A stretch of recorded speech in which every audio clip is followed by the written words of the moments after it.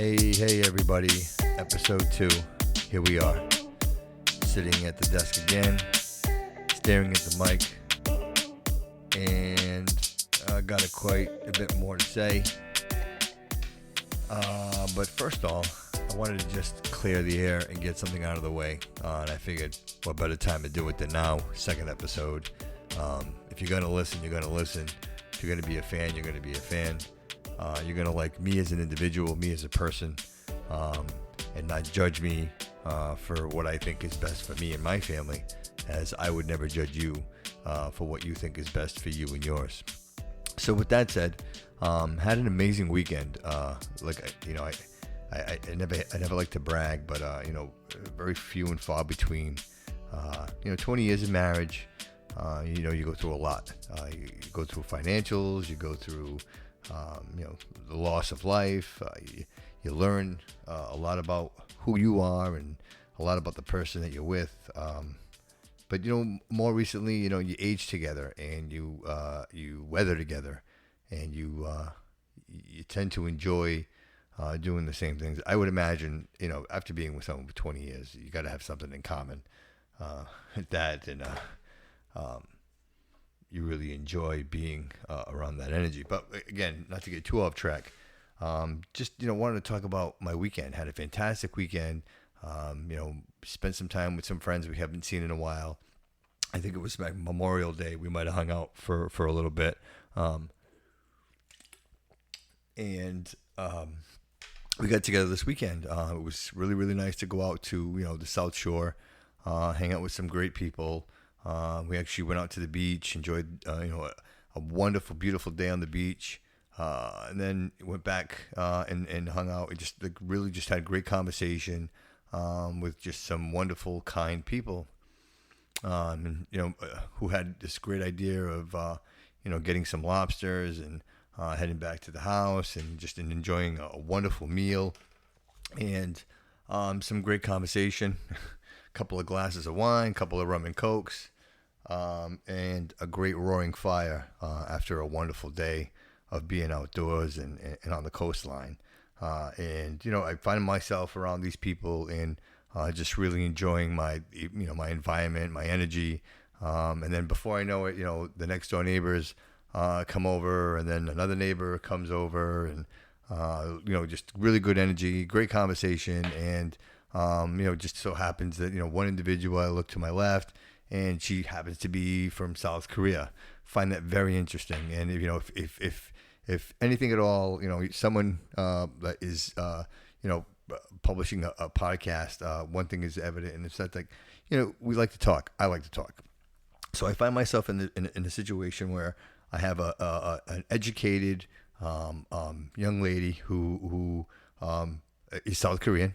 And I would imagine that if you are South Korean, that it's an exciting time to be South Korean. I mean, of course, with if you're politics and you unless you live under a rock, North Korea has always been what it is. And I would imagine that if you're South Korean, you could find some kind of peace in your country or the continent. That's a good thing, right? And so. That's to my left. I look to my right, and just so happens that the luck has it that it's someone from Russia. And I'm saying to myself, wow, how often do you get an opportunity to sit in a circle with people with such a range of dynamics? You get someone from South Korea, someone from Russia, and myself here. I'm an American. With that said, just kind of really talking about nothing, and the conversation circled, and at some point, my interest is piqued, and I want to ask a question, and I reach over to the left, and I ask, and I say, hey, pretty cool, right?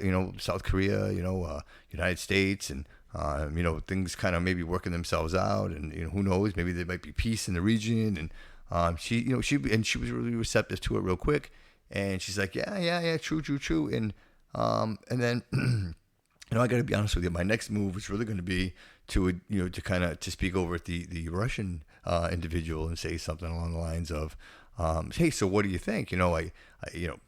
I mean, Putin, Trump, the relationship there is, if nothing else, it's one that's economically sound, I guess. I'm not by any means an economist or nor am I a politician by any means, but what I do know is, what I hear and what I read.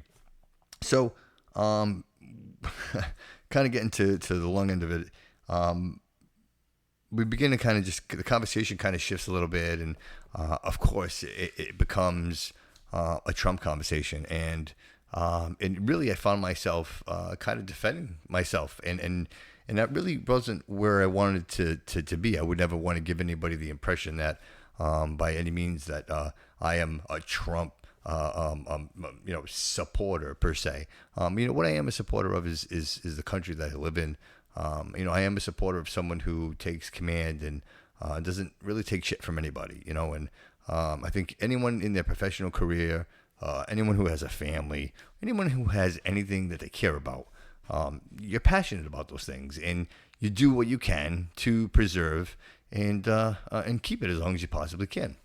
With that said, look, I'm not saying that I support Trump. I personally think he's arrogant. I think he's got to be the biggest dick in the room.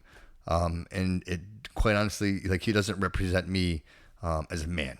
I find myself that I am a respectable human being, regardless to what you are, who you are, or where you came from. That doesn't matter to me. I think, I've mentioned it in the first episode. My measure of a man or a woman is, someone who's willing to dig a hole as deep as I am. So, with that said, I found myself uncomfortable, uneasy. It was really kind of getting towards the end of the night, and people were drinking, and they had spent their days doing what they were doing, so we were kind of just melting there at the end of the night, and it kind of felt awkward for me, and I'd never really been in that position where I felt like I had to defend myself, and at that point, I wasn't defending myself. I refused to do that, and my rebuttal to the conversation was kind of cut short, because what I was hoping was, to really have an intellectual, educated, really cultural, dynamic conversation with people that I might never have an opportunity to be in the same room with, let alone to be in a relaxed, comfortable environment, with some alcohol and some just good vibes.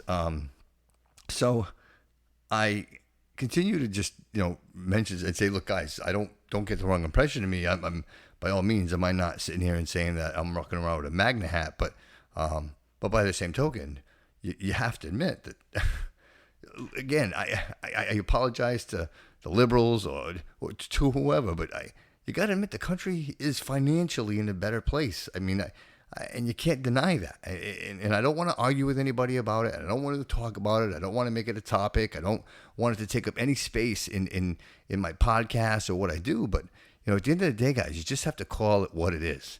And the country is in a better place. I'm kind of glad that we're not getting kicked around anymore, and that, we're really trying to, divert the money that where it should go, and stop giving it to countries that don't deserve it or don't need it.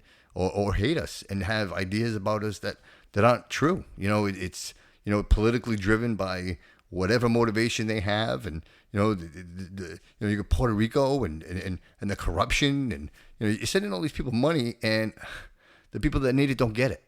It's very frustrating. But now I don't want to get too far off topic.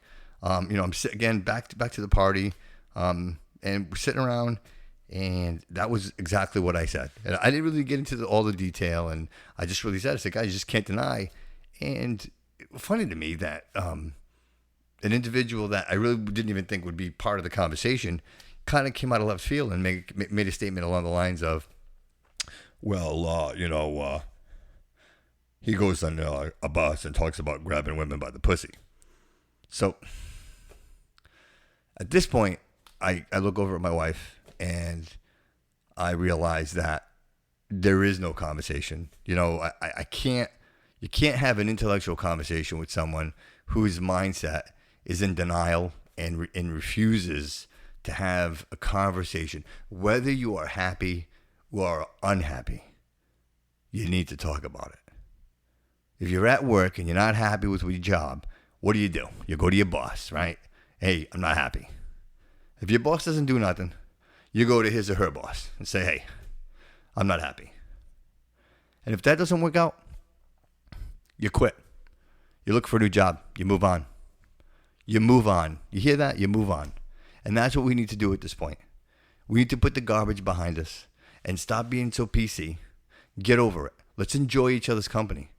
You know, how can you have a conversation with somebody when they go in and the only thing they can say to have any type of input in a conversation that I'm hoping is going to be maybe a positive one of light, to say that, hey, look, we're all here together. We're all immigrants. You know, my parents came here.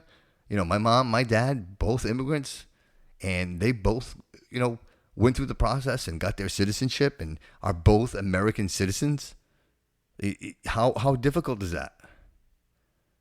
It's a lot easier now than it was back then. You know, it really was. You know, back then there was no, hey, look, you can read it in Spanish, or here, you can read it in Portuguese. No, you had to read it in English. You had to recite it in English.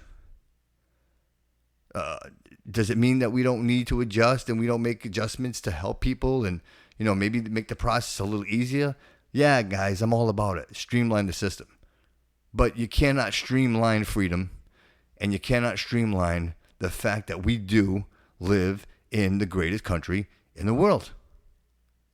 Plain and simple. With that said, I probably will never talk about this type of thing again. I'm not a fan. You know, I'm a strong believer that two things, politics and religion, don't talk with your friends. And, you know, unfortunately, I usually live by that rule. And here I find myself, you know, talking about something like that in a situation where we're in a friends kind of environment.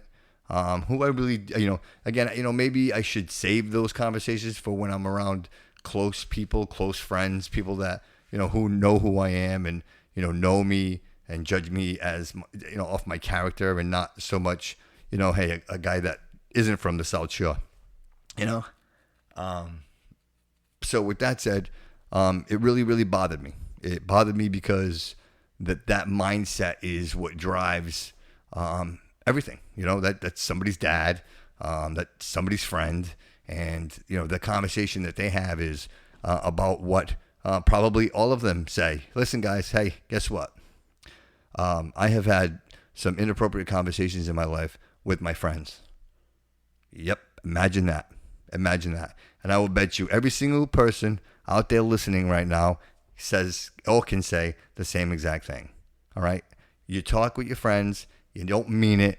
You don't mean any harm to anybody. You have these stupid conversations. I mean, God forbid, you know, the Twitters and the Instagrams, you know, that shit wasn't around when I was young. If it was, my goodness, you know, not so much me, but I know a lot of people that would probably be in a different place in their life right now. So, you know, I guess we have to adjust, right? Because that's just the speed of technology. You know, the 2-second news feed, you know, it happens 2 seconds later you hear about it. But it frustrates me. And the fact that, you know, Trump had a stupid conversation on a bus with someone was the only thing that this individual had to contribute to the conversation. So am I mad that he said that? I'm frustrated, yes. Am I really upset at the fact that I lost the opportunity to have a great conversation with people from different parts of the world that I might never have a conversation with? Yeah, I was pretty pissed off about that. So at that point, we kind of, you know, Rachel gave me the eye, and I get the message, and we packed our shit and we came home. It was a great night. It was a great weekend. I wouldn't change a thing, but it did bother me that, you know, people refuse or deny themselves the opportunity to have a conversation. You know, and it scares me because I've raised both my children. I'm working on my granddaughter, and my message to them has always been, speak your mind. Say what you need to say. You never have to be anywhere you don't want to be. You never have to do anything you don't want to do. You can make it yours. If you don't want to work for somebody, then you work for yourself. But you're going to have to put the work in, and you're going to have to make it work. But it's going to happen here. That's going to happen in this great country. That's not going to happen anywhere else. It's going to happen here with us, with the support group, with opportunity. Then again, I go to these events. I try to have a conversation with people, and the only thing they have to say is what they heard on extra. Like, really, I'm not watching that shit, guys. I'm sorry. I'm just not watching it. It's fake news. It's garbage. What I watch, guys, I got to be honest with you. I'm in my 40s. So for me, the birth of Twitter, some of you are probably listening that don't know a world that didn't have Twitter in it. To me, I have found that Twitter has become probably the best source of news that's out there. I tend to see that it's not very biased. I pick and choose what I want to listen to. I pick and choose what I want to, comment to, and so for me, it really works. Now, watching the news, the Fox News and the CNNs and all that of the worlds. To be honest with you guys, I'm not a commercial guy. I don't like commercials. Everything's breaking news. If you put on Fox News right now, I will guarantee you, in 8 minutes, Fox, breaking news, Fox, news alert, Fox. Enough. I'm sick and tired of the news outlets trying to scare you. That's all they try to do. They want to scare you. Everything they say is meant to scare you. And everything they say is driven. It's motivated. None of it's. You'd like to think that maybe the Associated Press is a little unbiased, but all these news outlets, it's all about shock value and how much commercial time they can sell. So for me, watching the news, guys, you'll catch me watching Sunday morning on CBS. I think it's a fantastic show. I think it always delivers a great message. It's a feel-good story, and if anybody works hard for the week and is looking for some peace of mind, great show, 8:30 in the morning on Sundays. Check it out. It's fantastic. So I spent some time on the South Shore this weekend. Don't typically go out to that, that side of the state. Usually if anything at all, we usually head up north, and we usually enjoy the mountains and the scenic views and the drives and everything. But, again, we had some friends that invited us out that way, and hey, you know what? We're all about having fun and enjoying some time. So we went, and it was, again, I wouldn't change a thing. It was fantastic. And, I look forward to hanging out with them again. And I would hope maybe I might have an opportunity to have conversation with people like that again. Do I think I'll have that opportunity again? Probably not. But, the couple that we were with, for the weekend are amazing, wonderful people, that we love dearly, and I cannot wait to hang out with them again. So I really look forward to that, and I hope that that small little speed bump at the end of the night didn't impair our relationship or the opportunity for us to hang out again, because I'd be really upset about it, and I would confront them, and I would talk to them about it, because I to my original point to this whole rant from the get-go is that my opinion and my political thoughts are my own. I make my decision at the voting booth. I believe that if you don't vote, then shut up.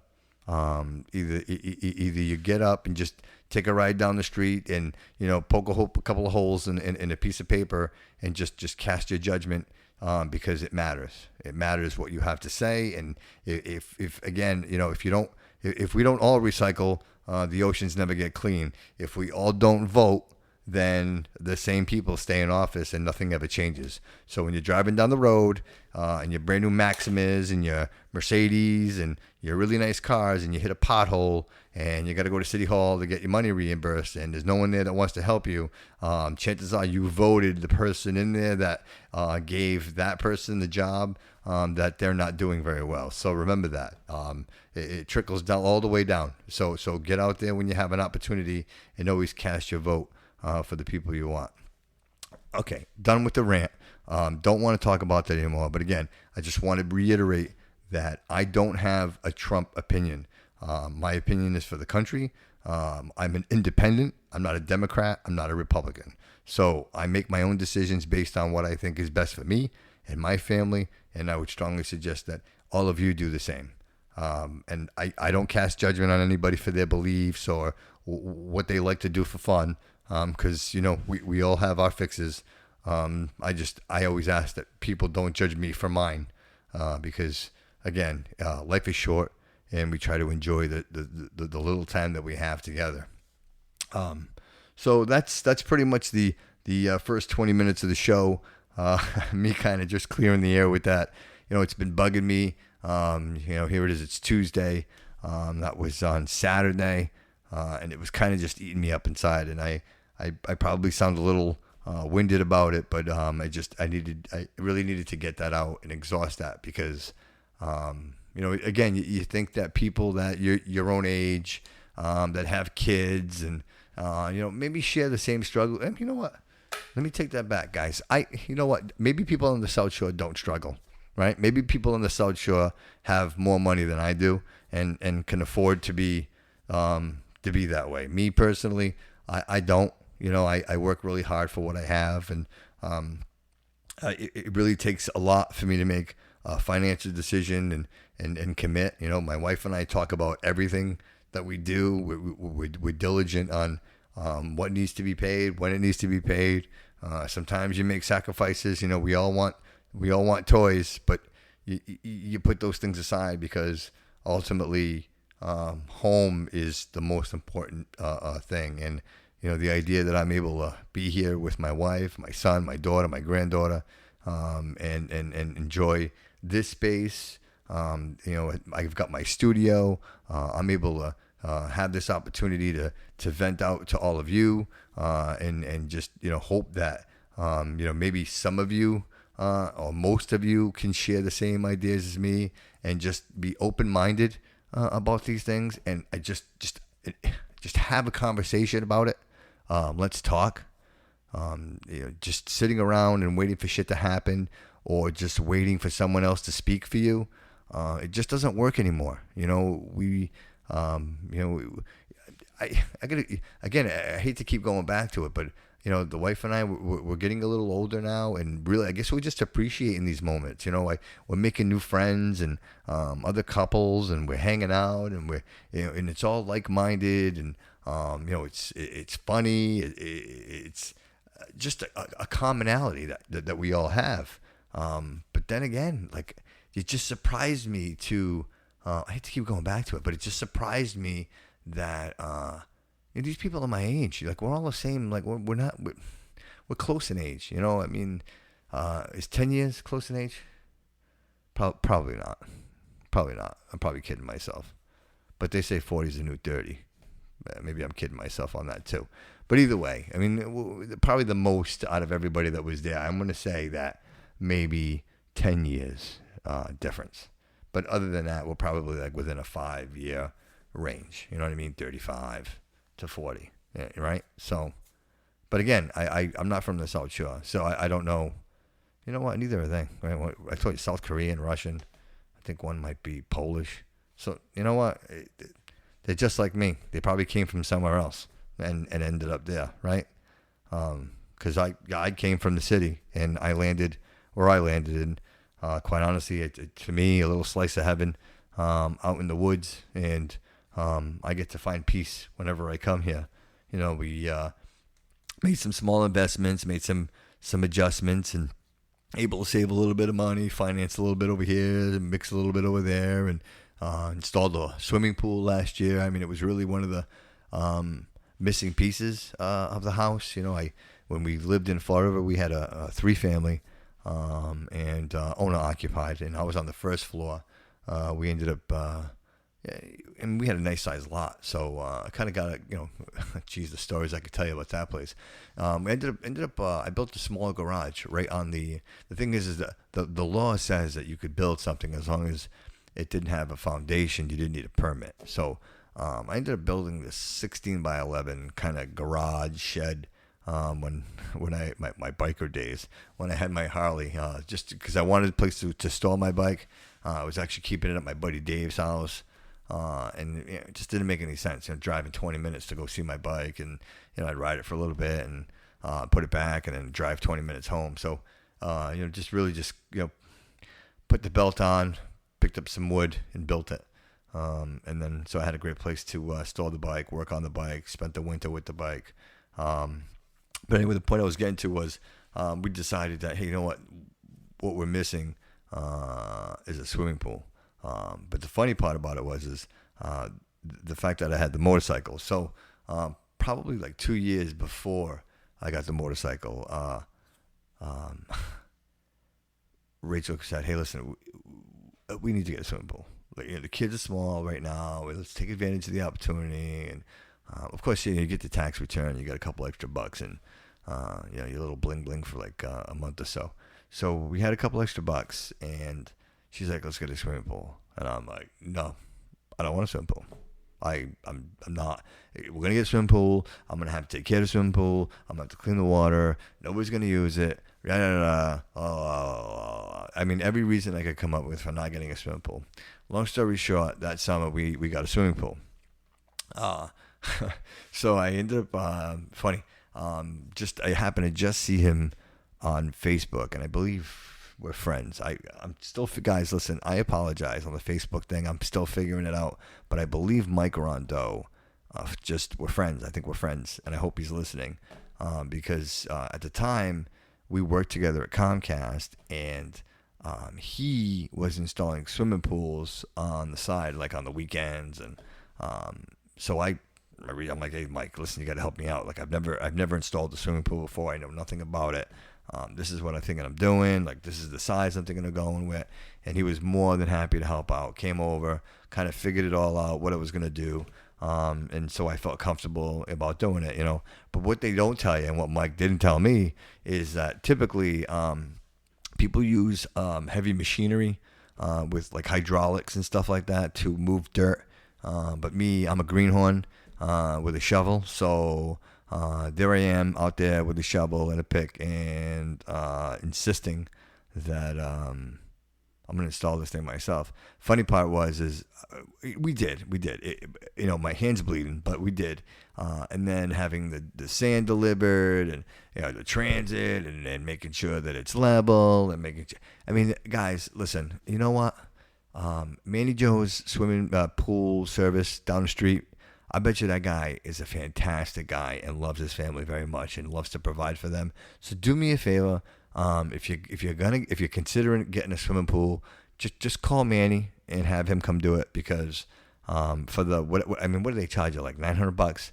Like, so it's not worth the $900 is what I'm telling you, because the time, the effort, the amount of weight, getting it all filled up, shop vacuuming in, make sure that the line is flat, blah blah blah.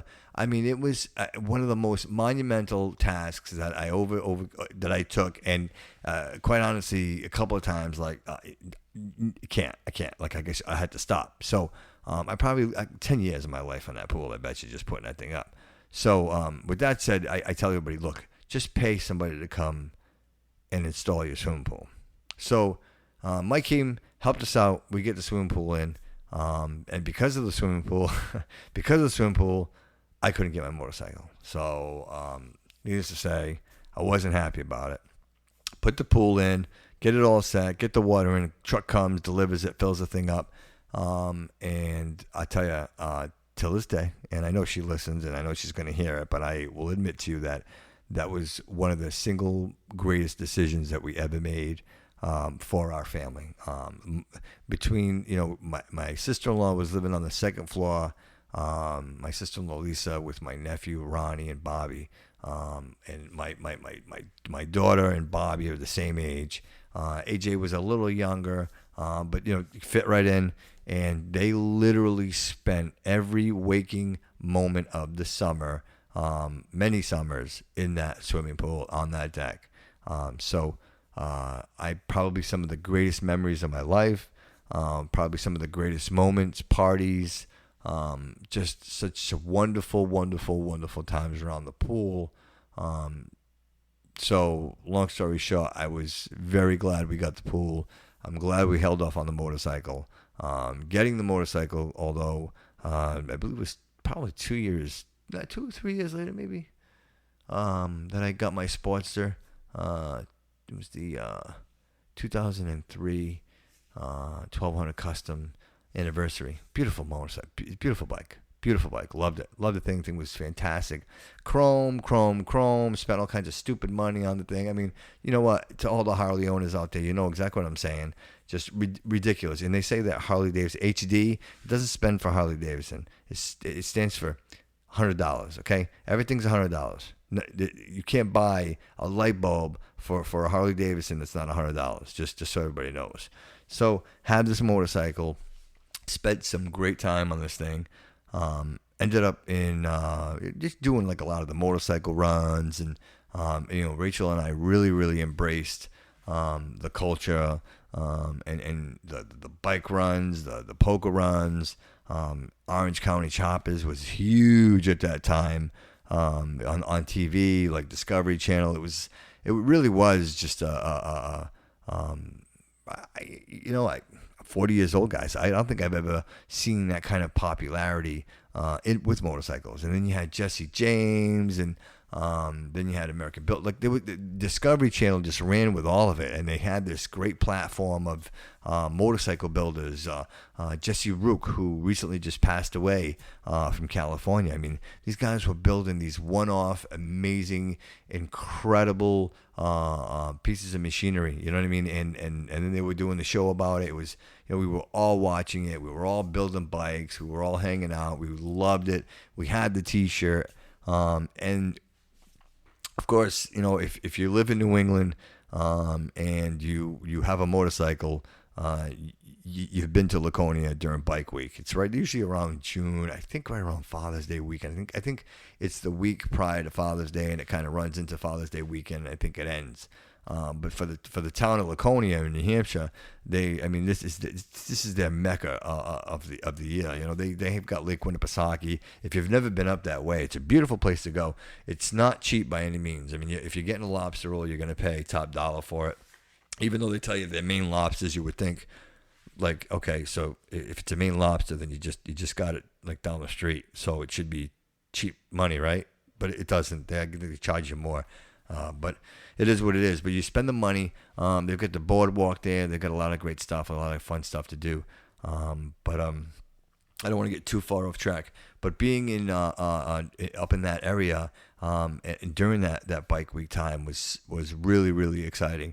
We met the Detroit brothers. Got a picture with them. You know what I'm going to do, guys? I'm going to start. When I tell you guys about these stories, I'm going to start posting the pictures from those times, because I know you guys are really appreciating them. We had such a great time. Had the bikes go up there. Myself, my wife, my sister-in-law, her boyfriend at the time, Ted, my buddy Paul Spooner came up for the day with his girlfriend at the time, and we had a blast. We ended up in my buddy Jay Cavallo, and the funny thing about that was that his wife was pregnant at the time with their daughter. And Stacy, so they committed to the trip prior to finding out that they were pregnant. So although they didn't go riding with us, they still committed, came on the trip.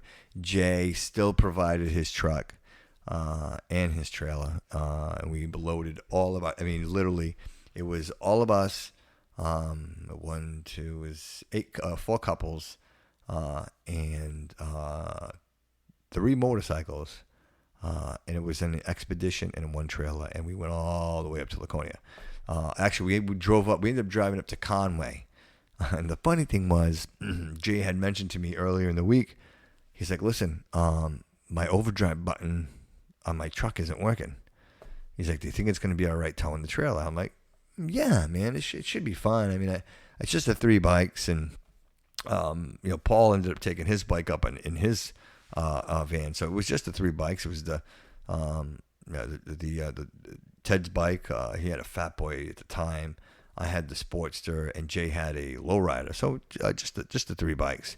I'm sorry, just the 3 bikes. So we tow them up there, and years ago, the wife and I had a Dodge Caravan.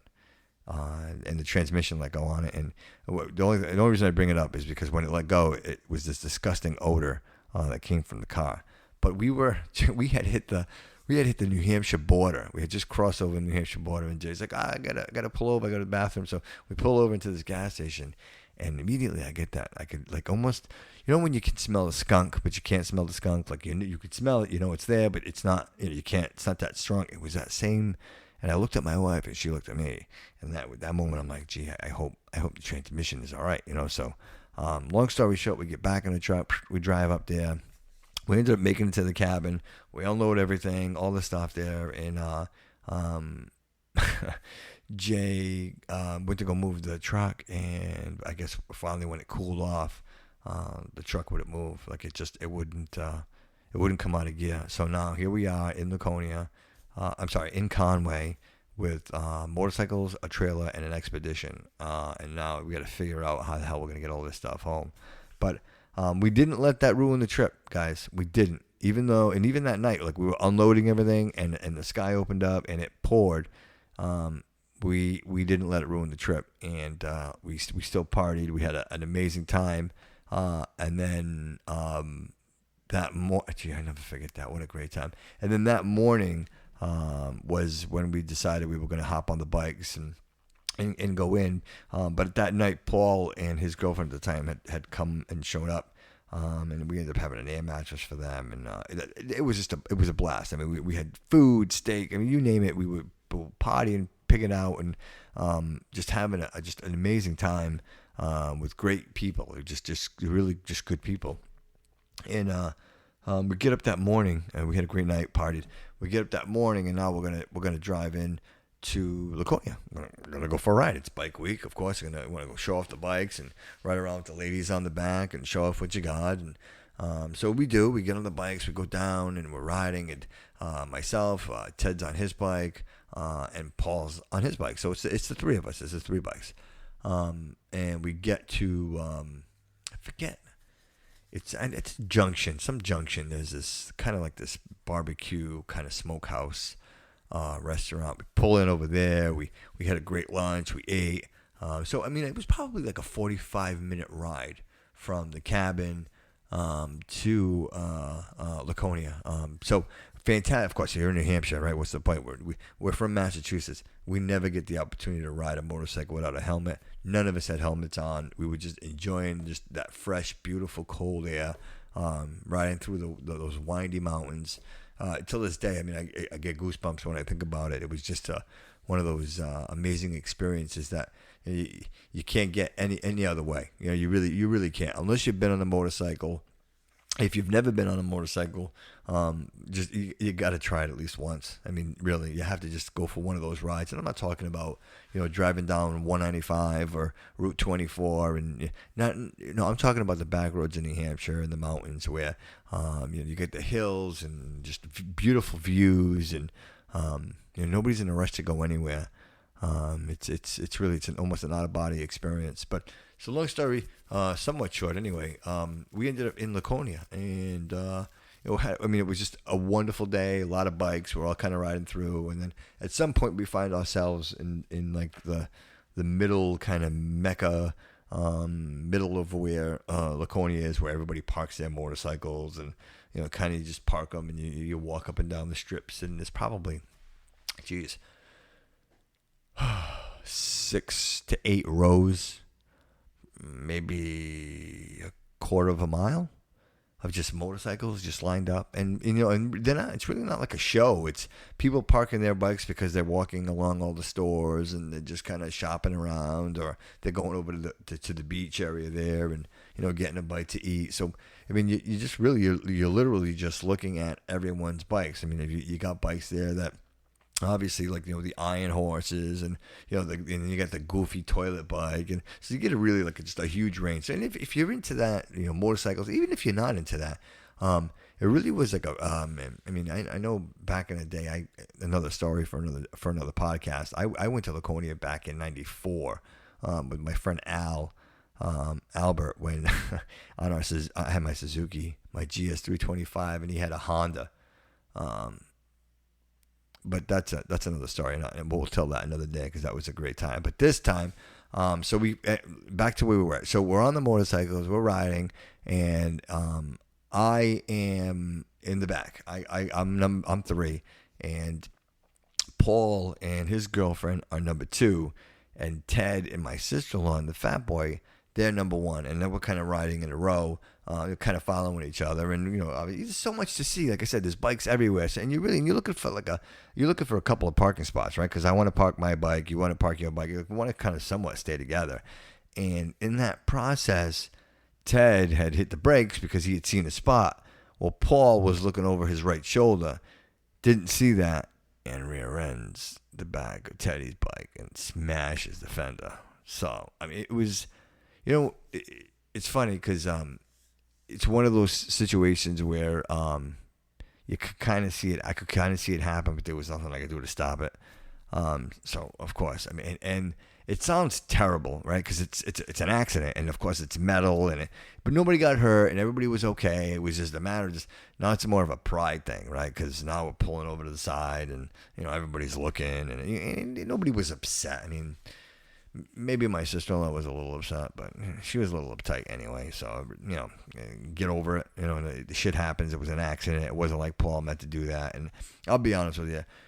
My buddy Paul Spooner is probably one of the most passionate, loving, caring, endearing individuals that I've ever known. I mean, Paul's always been a little kooky, but Paul's kooky to Paul. He's probably the most, or one of the most loyal people that I've ever known in my life. And he recently lost his mom, and April. God rest in peace, April. God rest your soul, and shout out to Paul. But long story, get back to what I was saying. So Paul hits it. We pull over, and right away my sister's like, "Well, no, it's in the time." And I'm like, "Well, hey, look, just relax. Wait a minute. Let's just." So just giving him, So we get in there, and of course now we're kind of pulling the fender out a little bit, kind of getting it just so it doesn't rub on the tire, because it doesn't have to ruin our day. And I mean, it broke a little bit of the light and kind of pushed the fender into the tire. So when he was rolling, it was kind of rubbing. So we pulled on the thing, tugged on it, and Paul looked at Ted and said, "Hey, listen, when we get back, my guy's gonna call you, and we're gonna fix this. Like, this isn't gonna right away. Like, as soon as we get back." Ted's like, no problem. And it wasn't. And we got back on the bikes, and we took off. We did a couple of more laps around, and it was just an amazing day. Even post the accident. So we got back to the cabin again. We ate out one night. One night we cooked dinner. We all ate. We all stayed at the cabin. Just really enjoyed everything. The alcohol, had a little green. It was just fantastic, And even though Jay and Stacy were able to come with us into Laconia, it was really, really cool to have them back at the cabin, because when we got back, the place was not only spotless, but dinner, everything ready, kind of like really inviting us when we came back. So it was just they made it that more special, which was fantastic. So if anybody's paying attention now, you realize that we arrived. We went for a ride on this day, and now we have to talk about, because it's Saturday, guys, and now Sunday's coming tomorrow, and we need to be at work for Monday. So if anybody's paying attention, we got a bad transmission in the Expedition. So now we got to figure out how do we get a trailer, an Expedition, and 3 motorcycles back to Fall River. So of course, ideas all over the place. I come up with this idea. I got a friend. I know somebody who's got a truck capable of towing. Because now the plan is this, guys. The plan is we're gonna ride the motorcycles home, and we're gonna use the trailer to carry the Expedition with a vehicle that can tow the trailer. Brilliant idea, right? Makes sense. So I reached out to this buddy of mine. Hey, Dire Straits, we're dying here. We're up in Conway. This is a situation. We're kind of stuck here. We need a vehicle, and I was a little heartbroken, because I thought for sure this person would have been like, "Yeah, man, we'll be there." But unfortunately, that didn't happen. So. Nope, no harm, no foul. It was what it was, and I can completely understand why he didn't. I probably wouldn't. You know what? I take that back. I would have came and got me. If it was me going to get me, I would have went and got me. In this case, I can understand his point. He wasn't obligated to me in any way, shape, or form. So, it was just a friend reaching out, and he didn't feel like he could, so he didn't. So plan two. So what's the next plan? The plan is okay. We're gonna hop on the motorcycles. We are gonna drive back to Fall River, drop off the motorcycles. We're gonna hop in Ted's truck and drive not only Ted's truck, but we need to drive Lisa's truck up as well, because now, mind you, we all came in the expedition. We all can't fit in Ted's van because Ted's van is his work van. So we drive all the way back to Fall River, drop off the bikes, pick up the 2 vehicles, drive all the way back up to Conway, load everything up, get the girls load up all the clothes, bags, all of our supplies. The monumental feat of getting that expedition on that trailer, getting it hooked up to the van, and then the drive home, which was me tailing him and the trailer at 50 miles an hour from Conway, New Hampshire to Fall River, Massachusetts. Single-handedly, the longest procession I have ever been in my life. And although the weekend was beautiful, and I have such wonderful moments and wonderful memories from that experience, unfortunately, the one that sticks out the most was the ass cramps that I had from not only riding my motorcycle, but driving that vehicle both ways from New Hampshire. Fortunately for all of us, we made it home safe. It was a no harm, no foul situation. I mean, obviously for Jay, it was a costly situation. I guess he ended up replacing the transmission in that thing. And then he sold it. And somehow Jay Cavallo is the wheeler and dealer of the century. He buys these things and sells them and somehow makes more money. I don't know how he does it, but he does. And he managed to do it again with this. So he did do that. Shout out to Jay. Shout out to Ted. Shout out to Paul. Good times, guys. Really good times. Great memories. And I mean, I wish I could do them again. I wish, I would do it. I would do it again. I would do it. With the right couples, if you guys wanted to get together and go up to Laconia, spend it, I would do it again. I probably wouldn't take a bike. My motorcycle experience is over. I'll probably never own a motorcycle ever again. Maybe, I don't know. I might do one of those Razor, one of those side-by-sides. I would definitely like to do that. I go to Maine with Stevie a lot, and I think that'd be great. Throw that thing in the back of the truck, go up there and blast around the mountains for a little bit. That sounds appealing and fun to me. But a motorcycle, quick story. I won't get too far out. We're already almost 50 minutes into the show. Was the reason why I got rid of my bike. So I had the bike. The thing was mint, man. What a great bike. My favorite thing about Harley people are adorable to me, because everybody who owns a Harley, their motorcycle's worth $1 million. I don't care. It could be the biggest piece of shit on the planet. Oh, I got this 67 Knucklehead. The thing is fantastic. Shifts gears. You know what, dude? It's an old motorcycle. And if I wanted to go for a long ride, I probably couldn't, because I'd be on the side of 93 or in the middle of Boston traffic on the expressway, crying for my life. So the answer is no. If you're asking me, I'm buying an Evo. I'm buying a newer motorcycle with a warranty, so that way I can call roadside assistance and say, hey, roadside assistance, my motorcycle just shit the bed and get me off the highway. So that's how I feel about that. But anyway, so back to my experience with my motorcycle. We were doing a whole lot of riding. I mean, we were literally waiting for the weather to be 32 degrees. If it was 32 degrees, I was putting my jeans on, my coat, and I was going out for a ride on the motorcycle. Couple of things. One, Rachel really enjoyed to ride the motorcycle. So every time I got on a motorcycle and went for a ride, I felt bad that I was leaving her behind. At the time, Megan was young and AJ was very young. So here I am getting on my motorcycle, literally like just a textbook. I apologize to any of the fellas out there that do that. I don't want to call anybody out, but I felt guilty about it. Every time I went on the bike, I was kind of leaving her behind, even though knowing that she enjoys going for a ride and being riding bitch on the back. That's probably the only time I get away with that. So that reason, and then kind of really the ultimate reason was we went for a ride. I remember we were going for a ride. I was riding. We had some guys from work. And this is funny. Rode with a couple of guys like Ray Pacheco. It was a couple of. I remember Ray Pacheco, Dave, myself, Joe Shaker. Like everybody was buying motorcycles. Like when I tell you guys, it was the time of motorcycles. It was the time of motorcycles. Like everybody had a motorcycle. If you wanted a motorcycle, you had a motorcycle. Everybody had. But anyway, so we were all riding, and they were doing this like Wednesday night group thing. Hey guys, let's get together, and go for a ride. So reluctantly one night I say, okay, let's go. I ride them. So turns out it's a bar hopping ride. So you get on your motorcycle, right? You get on these two wheels, Get on two wheels, and you drive to a bar, right?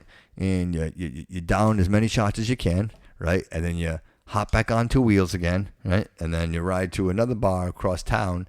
You park, and then you drink more shots, and then you get back on two wheels again, and then you zip off and leave everybody behind, and nobody knows where everybody goes. So that was my experience with it. Although with the exception of the alcohol, I don't drink when I drive. Especially don't drink when I was driving my motorcycle.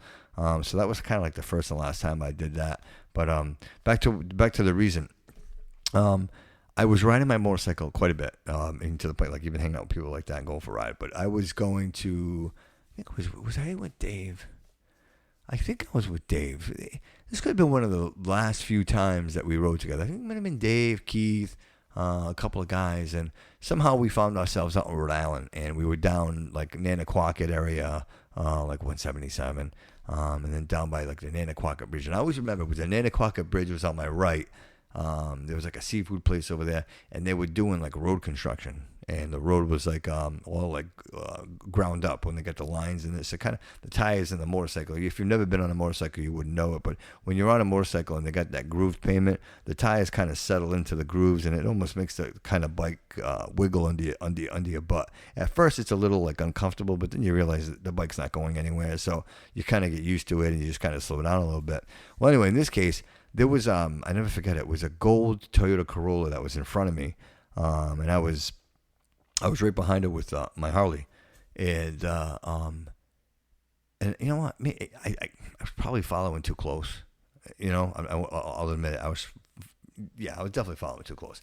She happened to drive and straddle right over a. If you guys ever seen them, like the big cones on the highway, they get those rubber like half tires that they put on top of it, so like the wind doesn't blow it over. Well, someone had left one of those rubber tires in the middle of the road. Now she drives over this thing, and I don't have a time to react, and my front tire goes up and over and into this thing. Immediately, like the bike does this Chinese endo, like I'm like a Chinese wheelie, and I can feel the back of the bike kind of coming over my shoulder, and for whatever reason, I kind of let off the brakes, and the front wheel kind of hopped out of it, and I remember the back wheel slamming down, and I somehow, they tell you can't recover from a wheel wobble. In this case, I did. I recovered from the wheel wobble. I actually had to pull over. I had to stop. I had to pull over and like just catch my breath, because I honestly, like, it's not bad enough that you're doing like 40 miles an hour, right? It's grooved pavement.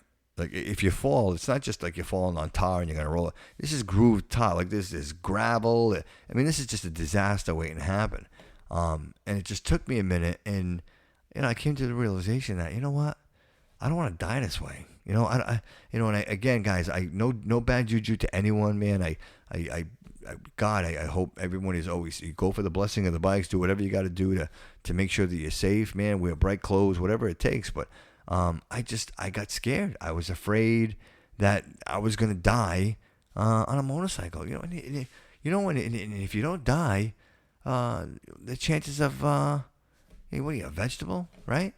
I mean, it's one thing to not know, but it's another thing to know it after the fact. You live your whole life, and then all of a sudden something like that happens. I mean, what a tragic thing to happen to anybody, and what a terrible thing to do to your family, right? I mean, responsibly, like I'm responsible for these people. They trust me to provide for them, and here I am doing, crazy shit on a motorcycle that I probably shouldn't be doing, So it really put things into perspective for me, and and it's funny. I'll go back to what I said earlier about Harley Davidson the people that own these bikes. You think you got a nugget of gold here, or you got you got the Princess Diamond, guys. It's a motorcycle, and when I bought mine, they got me for $8,000, right? I paid $8,000 for this thing. Oh, it's an anniversary bike, and it's got the badges, and it's got Harley Davidson, and it's and you know what? $5,000. That was the best I could do. And the guy drove up from Maryland to take it. You know what I mean? Like I literally, like I had it on Craigslist. I had it on everything, word of mouth. There was a time where I remember I don't know if you guys remember, anybody from the area, Big Bore Harley Davidson in Westport, Massachusetts. I remember walking into that place. I had gotten my license. I was 18 when I got my license. I had to be about 20. I walked into that place. There were no motorcycles in there. The guy was selling T-shirts and leather chaps and just Harley like memorabilia. No bikes. And I remember asking, what was his name? Gene. That was his name, Gene. And I remember meeting Gene. Like this guy looked like Garcia, from the Grateful Dead. And I'm like, hey, Gene, tell me, what's the process? Like, how do I get a Harley? Like, I want to buy a Harley, and I don't want to buy a used one. I want to buy a new one. And guys, believe this is truth. My right hand. He says to me, well, what you can do is you give me $500, and I will give you a raffle ticket. And then what we do is every 6 months we go into the raffle bowl. And for all the people that paid $500, and when we pull a name out, and I'm like, oh, all right, so so you win a bike? He says, no, you don't win a bike. He goes, what happens at that point is whatever we get in for inventory, you have an opportunity to buy it. I said, so what if I don't like the color? He goes, well, that's not an option. I said, well, what if I don't like the style of the bike? He said, well, that's not an option. He goes, you got to decide whether or not you want to buy the bike. And if you don't want to buy the bike, we'll just drop your name back in the bucket again. And you'll have to wait another 6 months to pull your name out. Guys, I swear to you, you know what? The only people that can sell a product like that and have people coming back are the people that are selling crack and like addictive drugs, because you couldn't, if you told me that you were selling me a product like that, I'd be like, you know what? I'm going somewhere else. The idea that people were doing that and people were waiting, and that's how popular it was. Harley Davidson could not manufacture enough motorcycles to sell to people that they were actually doing raffles like that just to get an opportunity to buy a motorcycle that you didn't want. Now you can go anywhere. Now you go anywhere, and they're on the floor. You can buy them secondhand. You can buy them used. You can trade them in. Mom's Harley Davidson, Precision Harley Davidson, any one of those places. But nobody's buying them anymore. And the people that are buying them are the ones that are diehards. Like, they've been doing it. Like I say, I hate to say, like, categorize people, but you got people that drive Volkswagens, right? You got people that drive Subarus, and you got people that drive Harley Davidsons. You know what I mean? And these people will continue to buy the bike, and they love it. But to be honest with you guys, to pay insurance on a vehicle to have for 3 months out of the year, 2, 3 maybe if you're lucky, and the other time it's winter. Listen, let's talk about some winter sports, right? Maybe a snowmobile. You know what I mean? Maybe some skis. A motorcycle. Guys, I was I mentioned to you guys that we're traveling some more. We were in New Hampshire, and I don't want to go too long. We're already an hour in, but the wife and I took my daughter, my granddaughter, my son to Conway to enjoy an awesome weekend.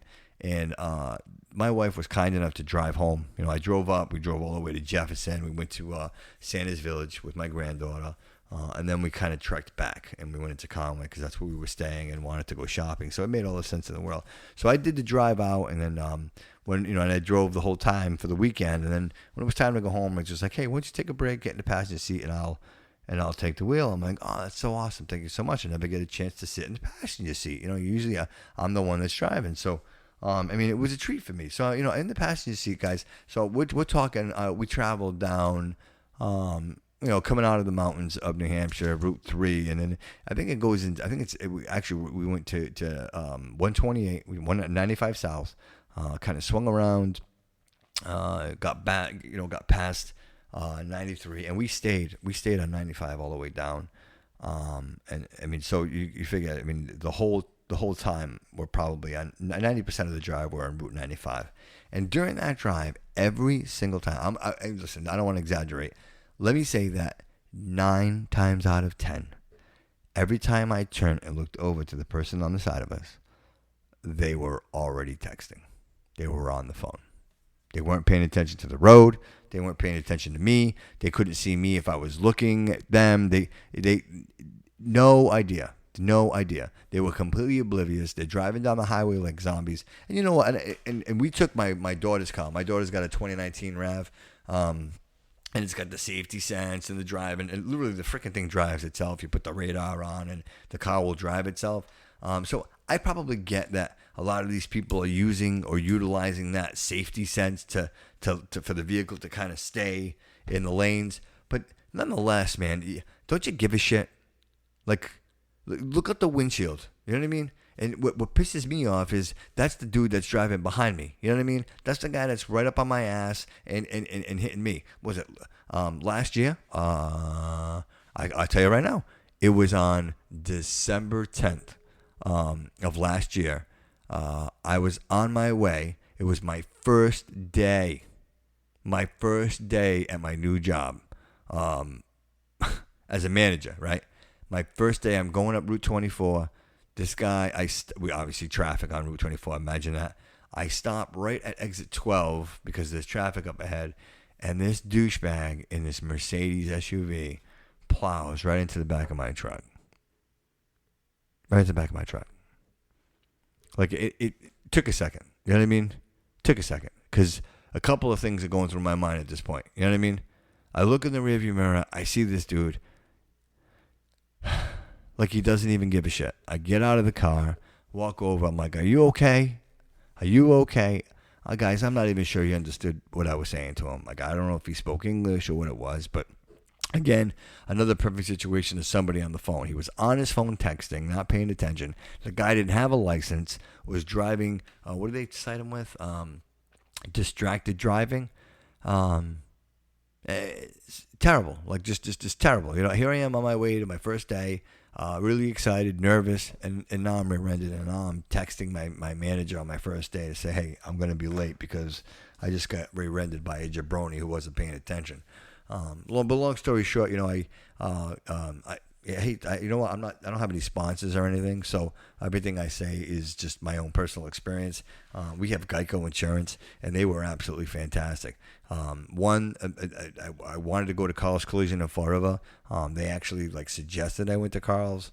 Carl's has always done an amazing job for me, and anytime I needed any type of body work done, they took my truck, they gave me a rental, they took care of everything, and within a week, I was getting a phone call that everything was done. I fronted them the $1,000.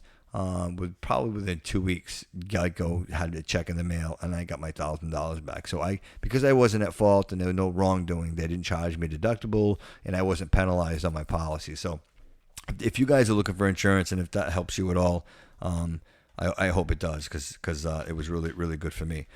So again, just an example of just distracted driving and people not paying attention. And again, and those are the people that I get upset with, because just take a second, take a minute, and realize that, you know what, you're putting everybody's life in danger, and something has to be done. And unfortunately, you know what I think, and I'll say this and I'll predict it here, and it's pretty much forever, but what I'm predicting is that at some point it's not going to matter.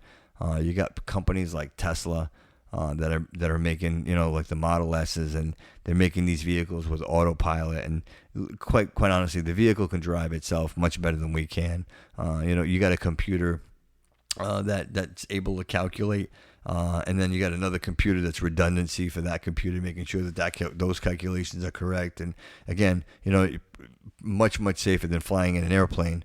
And also knowing that, to be honest with you guys, I probably feel safer knowing that there's a computer driving the car than I would a human, because at least I know the computer's paying attention with only the commands and sensors of operating the vehicle, whereas the human being is more interested in what's going on Instagram and Facebook and whatever other communications happening while they should be focusing and driving on the road. So that's just my opinion about that. It seems like this podcast was all about opinions and just a lot of just venting for me today.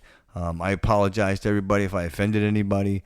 I don't apologize to anybody if I offended anybody. But again, I felt like today was just an important episode to just get a lot of that off my chest. I don't want people to judge me or my podcast based on just some observations that I'm making.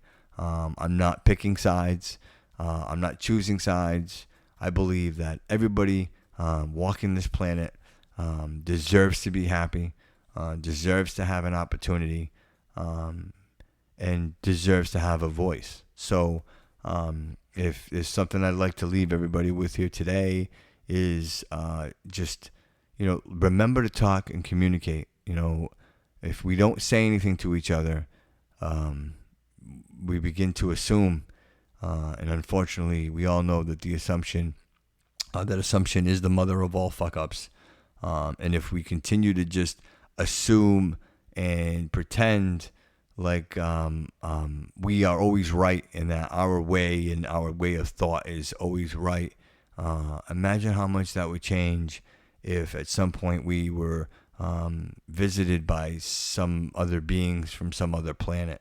I know, as crazy and far-fetched as that sounds, the more we learn and evolve, the smarter we become, the technology that we advance. I mean, we currently have a man-made object on its way to Mars and then to Pluto. I mean, we've seen things in this galaxy that the Galileos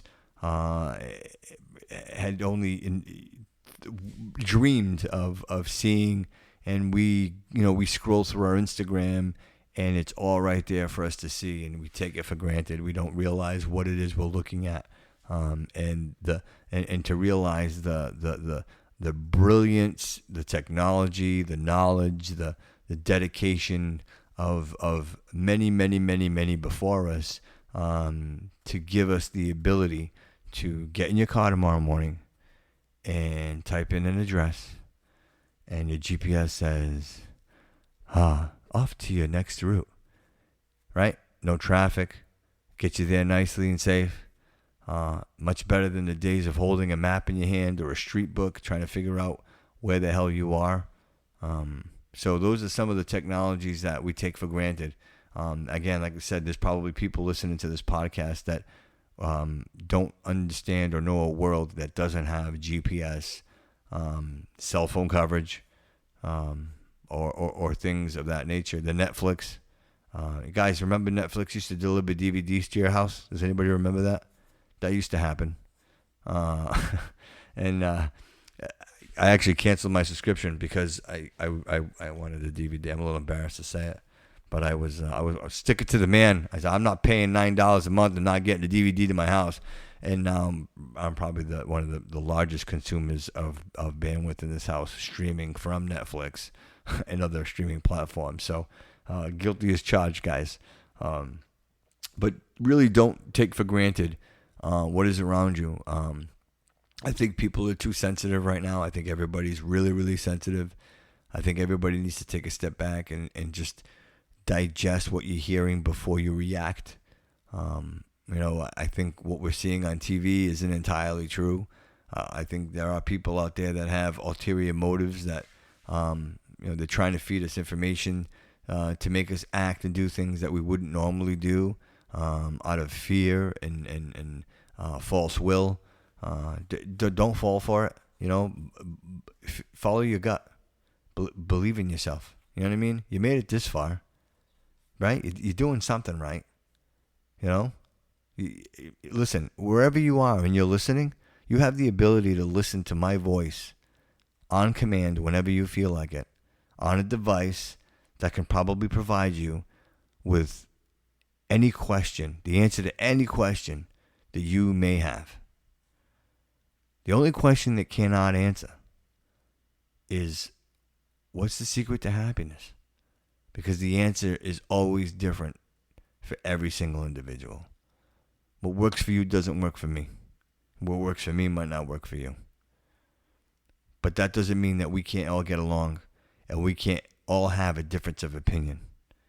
Just because I don't like it doesn't mean you shouldn't.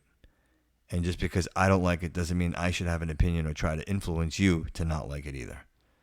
I think the beauty in everything is the untouched.